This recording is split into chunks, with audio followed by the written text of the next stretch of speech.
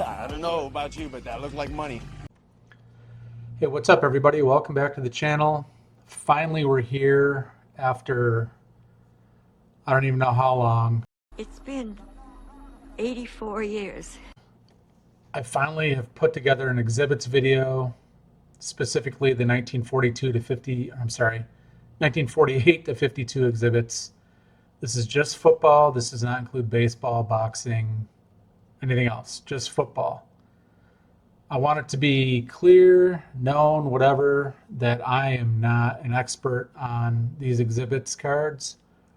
I've done a lot of research over the last few months, compiled a lot of information together. With all that said, I'm still not even close to being an expert on these items. There's just so much to them that, that every day I'm learning something new on these. Before we dive into it, I do want to give a shout out to a couple sources, one of which you see up on the screen now. And Adam Warshaw actually has a book, as you can see here, Exhibit and Related Sports Arcade Cards. I'm going to pick this book up here in the near future. I've read good things about it, and it's all things exhibits in this book, not only football, but from the beginning of the exhibit company back in 21, I think it was, until 1980, they were making cards. So a lot of the information that I pulled for this video was pulled from Adam Warshaw and his research. And I also want to point out, let me pull a website up here, Post-War Cards. They reference Adam's book as well quite a bit, but this site actually kind of went above and beyond what I'm probably going to do in terms of really diving into the meat of this part of the exhibits hobby. And I want to give them a shout out too. I'm going to post both their links in the description so you have them.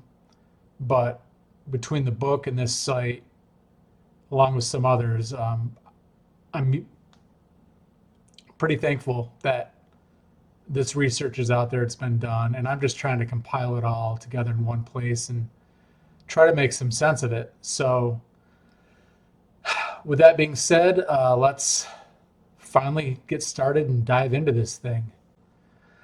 To get started on this, I kind of want to talk about what we do know about exhibits, because there's a lot that we don't know. And what do we know? Well, we know that ESCO made them. They were making exhibits. They started in 1921 and went through 1980. For this set in particular, they were printed from 1948 to at least 1952. Adam Warshaw believes that they were printed through, I believe it was 1955, but we know that they were printed through at least 1952. They're distributed via vending machines. I'm going to throw a picture of one of those up right now, right here. And there are also some variations to these. There are postcard back versions, and there are color and sepia tint variations that also exist, and we'll talk about that a little later. What's known as slicks, those are like the thin advertising type cards. Those do exist as well. The sports champions exist. The football sports champions were printed in 1948. That we know for sure. And we also know that PSA does not grade them, because PSA is the expert at everything unless they don't want to be. It's pretty much what I found out about why they don't grade them. So what don't we know about exhibits? Well, do all players have variations? When I say variations, I'm talking postcard backs, sepia, and color variations, that sort of thing. Were the variations printed in different years? Were players printed in multiple years? The answer to that is probably yes. Are the checklists cards or slicks? That one I haven't really been able to figure out. Beckett and SGC have the checklist as a card, but is it a card or a slick? I don't know for sure. It's extremely rare to find one of these items. So we'll dive into that a little later as well. Back to the checklist, if that's a card, that would make this a 60 card set, but it's listed as a 59 card set. So which is it? Another one of those unknowns that we know about exhibits. Were they printed beyond 1952? We don't know for sure based on what I've been able to read. Adam seems to think that they were, and he probably knows more about exhibits than most of the community combined, so I'll trust his judgment on that. Why doesn't PSA grade them? That's a question for PSA. I know that there were concerns, I don't know, 20 years ago, probably more than that, of counterfeits being out there, and they just stopped wanting to grade them. From what I understand, though, counterfeits are easy to spot because the stock is pretty much white, and exhibits, as you can see on the image here. Let me get my face off the screen. Exhibits are, have that brownish tan color, kind of like the aged cardboard color. So it's not like counterfeits are hard to spot, but PSA refuses to grade them still. But they do grade the baseball, and I think the boxing and hockey too. So we only have Beckett and SGC to rely on for grading. As you can see here, here's a photo of an item that was, I'm going to get rid of my face again. An item that was listed for sale. This is posted on Post-War Cards site. And this was posted for sale back in 2005. And it shows kind of what the display items for the vending machines look like. And you can see the football stars here.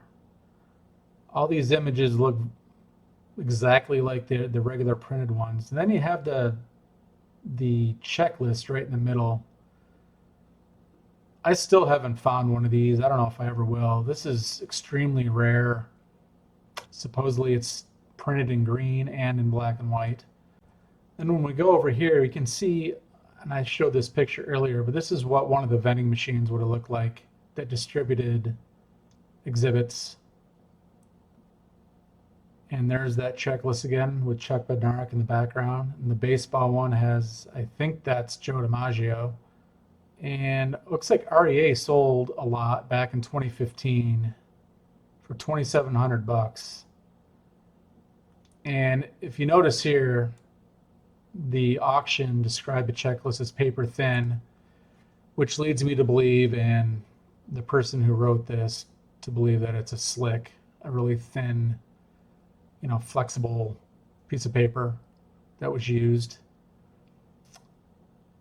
If you remember, Tufts, funny, I haven't seen Tufts stuff in a while, but they seem to believe these were released in groups of 32 in 1948, 50, and 51. And that makes sense because 1949 was the year that they released part of the Champion Series set, which there's only 13 football cards in that set. And the releases in 49 were, I believe, of Olympians that medaled in the 48 Olympics. I could be wrong on that, but I'm pretty sure that's what that was. And again, they mention an ad display with the Bednarik checklist again. Again, there's just a lot of back and forth information on these things. It's really fascinating that there's a lot of information, but there's not a lot of information, if you know what I mean. So yeah, this site is a great resource. Again, I will post it in the description. But here's a close-up of what that checklist looks like. I need to get one of these. This is amazing. But yeah, as you can see, there's a lot of, there's a lot of misdirection, I guess is the best word I can come up with right now, in that, I look up one thing and I think I have the answer, and then I look up something else and I question the answer. It's just one of those things that exhibits it's a constant grind to figure out what's what. At the end of the day, we should be collecting these things because they're gorgeous. That's why I do it. I don't do it because, I think I'm gonna be a millionaire finding these things or anything like that. I collect them because I enjoy them. I think they're beautiful. I'm a huge fan of them. But for those of you interested in pop report data, I mentioned earlier PSA does not grade them. Beckett does a really good job of separating the standard versions from the variations. We'll get in that in a minute. SGC does a really terrible job at doing it, and we'll get into that in a minute too. It sucks that there isn't I guess I could put this together, a spreadsheet of who has a variation and who doesn't. The problem is these are only documented variations of the cards. We don't know for sure if that's all of them. So when we look at this pop data, keep that in mind, that while they list players have variation, they might list players that have a variation, but they could have more than those, if that makes sense. So with that being said, let's jump into we'll look at Beckett first, because you can see what a good catalog looks like, and then we'll look at SGC and we can look at how stupid they do theirs. So here's Beckett's pop report data on their website for just the standard exhibits. As you can see right here, it just says W468 black and white. It's really easy to navigate through here. It's what it is. What's a double print. Oh, Chuck Bednarik is a short print. Look at that. That's what I thought. So yeah, real easy to navigate. You just type in 48 to 52 exhibit, boom. But what's cool is they separate the variations on another on their checklist on their site. And what's cool about this is it contains all the variations, whether they graded them or not, and I'll show you what I mean by that in a minute. But this is all the variations that are documented, starting with Frankie Albert, going on down to we got a Sid Luckman in a light green. Oh, I kind of need that too. But you see all these different variations. Elaine he's got a postcard back. Let's see, one of my favorite players, Autogram. Postcard, we know that. Sammy Baugh got anything?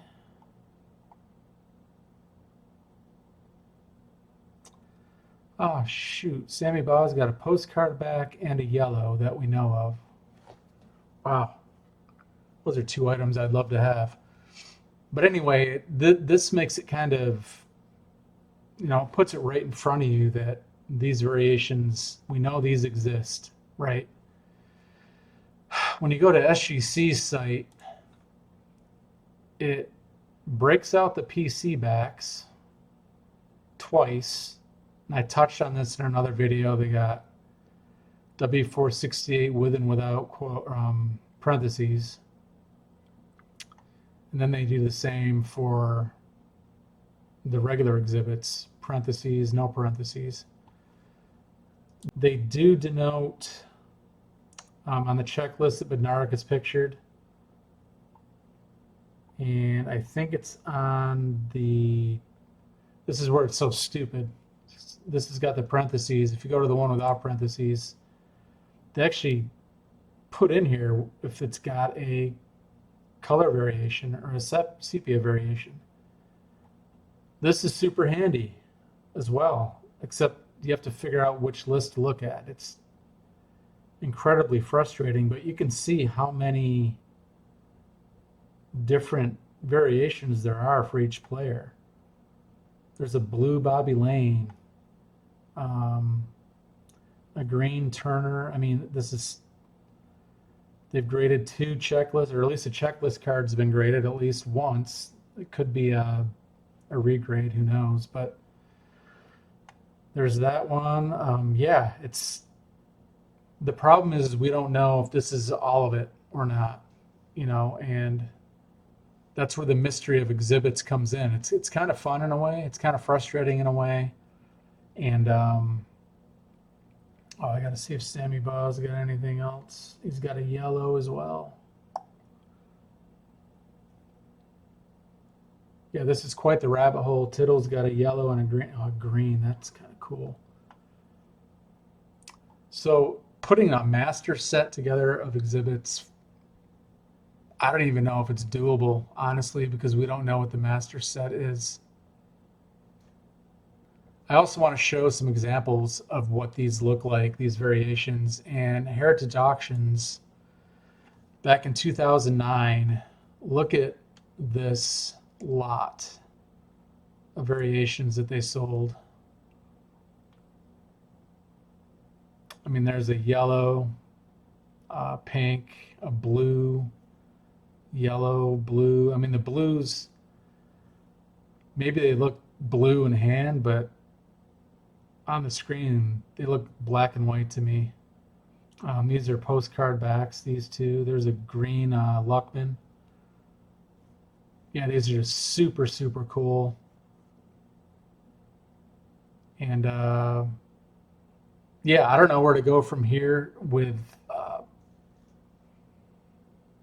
how far to dive into this. Personally, I'm doing a lot of research on it, but whether this is, interesting enough for everybody else, I don't know. Personally, it interests me a lot, but I'm kind of a nerd about stuff like that. Oh, there's also one other thing that I wanted to show you, and it gets brought up a lot, like, well, what years were they printed? How do you know what year they were printed in?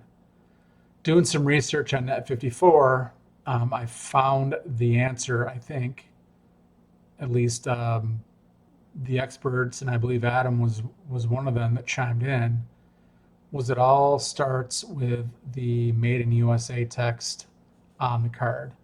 So let's take a look at that right now. So here we have it. It's actually pretty simple. I took the exhibits that I had and took a picture through the loop as I measured the text.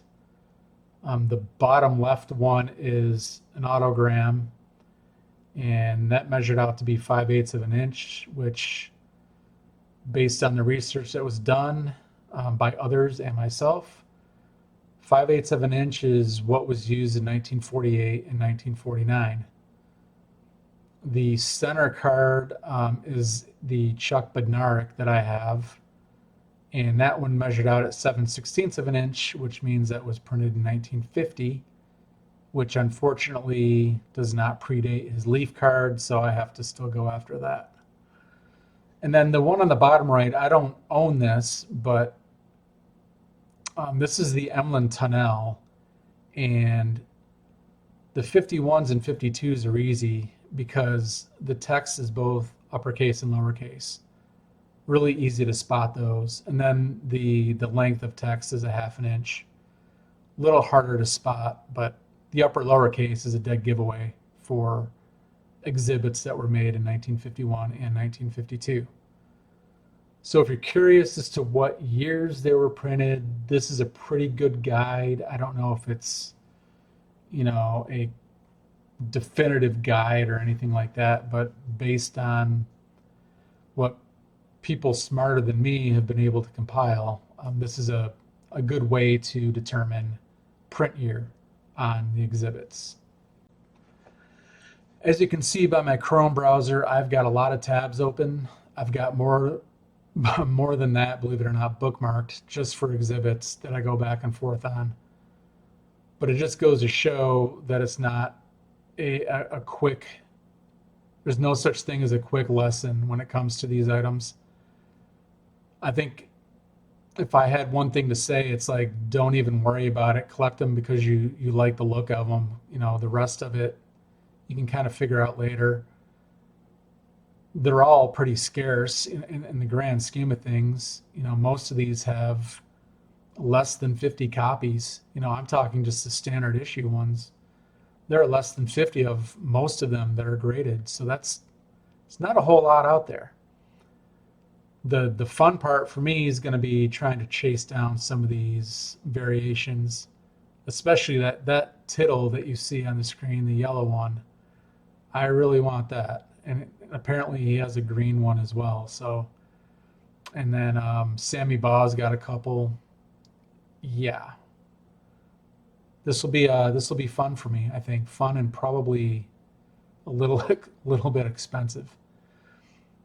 Anyway, again, I wanted to put together something a little longer, a little more in depth, but I scrapped that idea, deleted it, and started over and kind of just put together a bird's eye view. And if anybody wants me to dive deeper into it, I will.